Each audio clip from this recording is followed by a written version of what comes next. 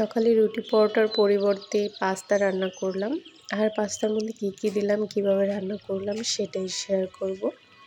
আসসালামু আলাইকুম everyone, this is me Mahadiya, here is another new video from it's Mahadiya. Pasta রান্না করার জন্য প্রথমে পাস্তাটা সেদ্ধ করে রাখছি, এরপরে চিকেন সসেসগুলো কেটে রাখছিলাম, ওইটা হচ্ছে হালকা করে ভেজে নিচ্ছিলাম। যদিও আজকে চুলার তাপটা আমি বুঝতে পারি নাই, যেটাই করতেছিলাম সবটাই পোড়া পোড়া হয়ে যাচ্ছিল।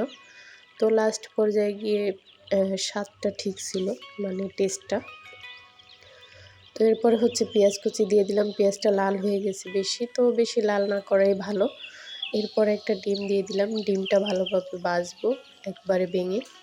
তো ডিমের পরিবর্তে অন্য কিছু দেওয়া যাবে, চিকেন অথবা চিংড়ি মাছ, যে কোনো কিছু, তবে চিকেন দিলে আরও বেশি মজা লাগে। আবার চিকেন শুধু ডিমের পরিবর্তে না, ডিমও দেওয়া যাবে, চিকেনও দেওয়া যাবে।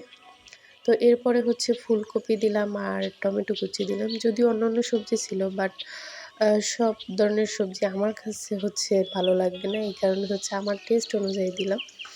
আর এখানে নুডলসের মশলা ছিল কিছু, ওইটা দিয়ে দিলাম। যদিও পাস্তার ভিতরে যে মশলা ছিল ওইগুলো খাওয়া হয়ে গেছে আগেই। আর আমার এই পাস্তা রান্নাটা আগেও কিন্তু শেয়ার করছি অনেকবার, তবে এটা যেহেতু আমি বারবার রান্না করে খাই, তার মানে এভাবে রান্না করলে অনেক টেস্ট হয় আর ভালো লাগে, এই কারণেই।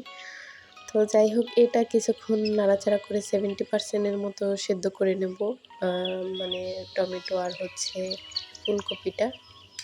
তো এরপরে এটার মধ্যে আমি একটু বাটার দিয়ে দিলাম, বাটার দিলে একদম অন্যরকম একটা টেস্ট আসে।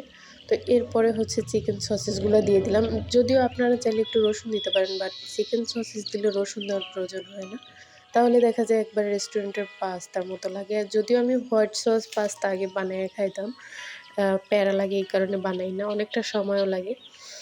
তো হোয়াইট সস পাস্তা বানাইতে গেলে চিজও লাগে।